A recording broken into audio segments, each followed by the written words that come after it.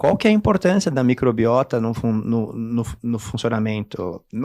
Pode falar da parte das microbiotas serem mais alegres, mais felizes. Positivas. Mas qual que é a importância da microbiota para o funcionamento? Falam que é o novo cérebro. O segundo Como funciona cérebro, isso? né? Então, assim, a gente já nasce com uma determinada colonização bacteriana, né? E aí E tem um negócio que eles fazem que é transplante de fezes. Fazem. Puta, mas não é pegar um cocô seu e colocar assim, aí pra te pôr, Gabriel, transplante de fezes deve ser... Por favor. A gente nasce com uma determinada colônia de bactérias, que também é muito... Só mais uma. Só mais uma que estão se fazendo. Agora, blogueiros fitness vendem a sua colônia para outras pessoas. Eu quero que todos eles se fodam. E quem segue eles também. Puta que eu pariu.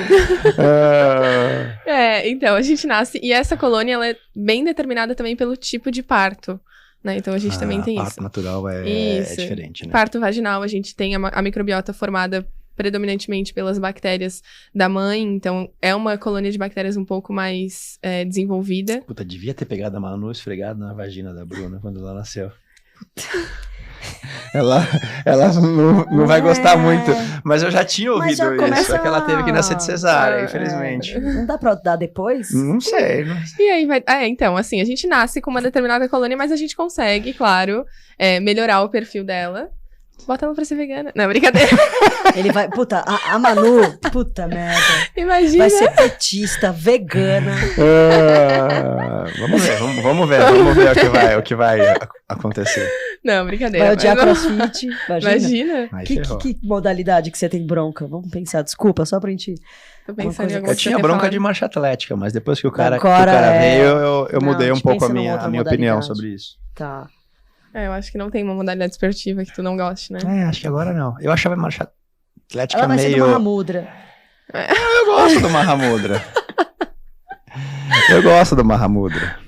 Mas então, a gente nasce com uma determinada colônia e a gente consegue modificar ela ao longo da vida de acordo com os nossos hábitos e estilo de vida, né? Então, pessoas que têm estilo de vida sedentário, tabagista, muito consumo de álcool, muito estresse, né? Isso tudo... Tem a ver com quanto cocô a pessoa faz? Porque tem gente que tem tanta dificuldade de fazer cocô. Tem gente que caga tanto. E tem gente que caga tanto. Tem.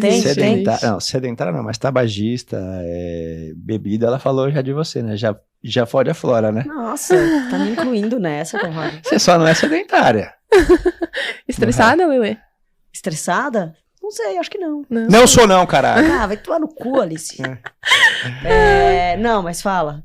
Tá, influencia no cocô, mas fala aí. Desculpa, tá, então. E aí a microbiota é essa colônia de bactérias que irão fermentar os alimentos quando esses alimentos entrarem no nosso intestino, tá?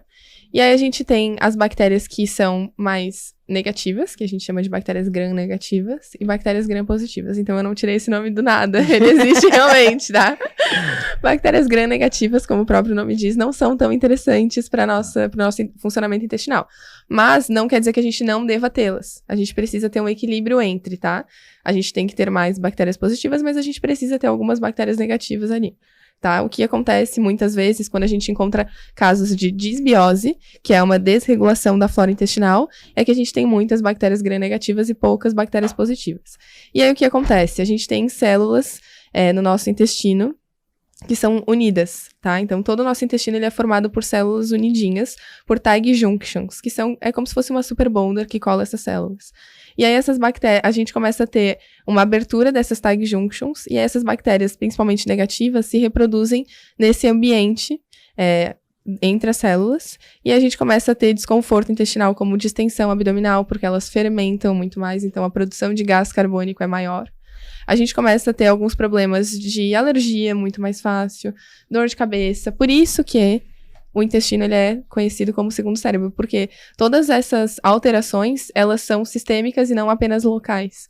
Então, a gente pode ter alterações em pele, alteração na parte cerebral, tudo por conta do funcionamento intestinal, né? Então, pessoas que são mais enfesadas, por exemplo, pessoas que têm bactérias, uma maior colônia de bactérias negativas, ou não só isso, né? Também existem pessoas que são assim, porque são... Peidar muito é algum sinal? Assim, ó, o que isso pode acontecer? pode acontecer que tu estás fermentando muito a comida ali dentro e tu não tem bactérias suficientes para dar conta disso.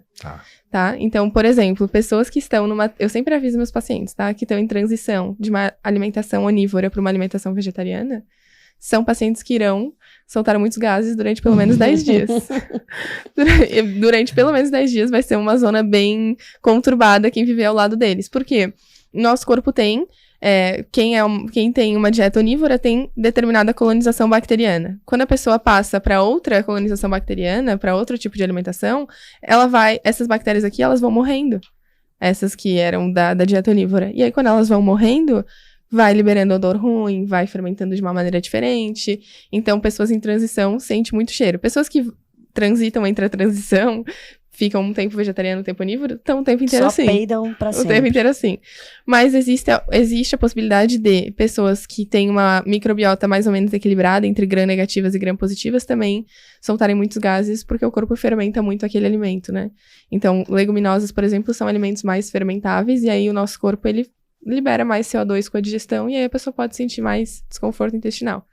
Mas, enfim, microbiota é a colonização do nosso intestino. Então, o que você acha, além da criação de gado, os veganos são responsáveis pelo buraco na camada de ozônio? Os que estão em transição. Os que estão em transição. As pessoas que estão nessa transição, elas são anti-ecológicas. Sim. Mas eu ia perguntar um negócio. Por isso que quem às vezes vai para uma dieta vegana ou vegetariana tenta voltar a comer carne tem bastante dificuldade, né? Porque aí as bactérias também que fariam isso, elas não estão mais lá, né? Uhum. E aí dificulta muito o processo, né?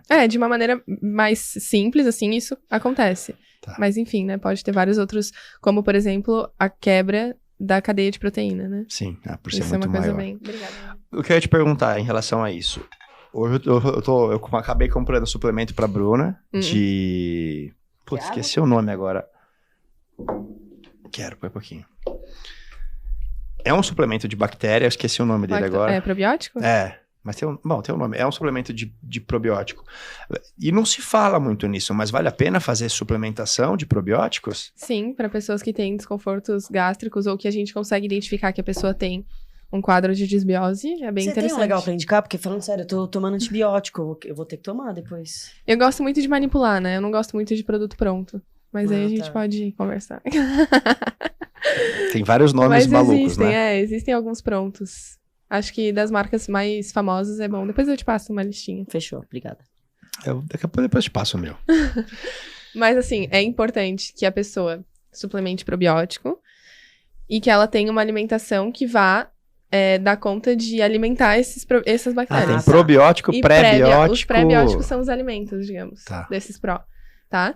Mas se a pessoa ela tem uma alimentação onde garante consumo de fibra, de vegetais, de tudo mais, a gente já consegue garantir a alimentação dessas bactérias. Se tomar um probiótico e encher a lata no final de semana, já complica um pouco a vida deles, né? Encher a lata? Encher a lata é beber Expressão cachaça. Paulista? Não conheço. Já complica. O álcool destrói bastante, né? Prejudica. Não tô falando de você especificamente. Nossa, só sou julgada aqui. Não, eu falei geral. Boa. Tá bom, o que eu queria saber de microbiota é isso.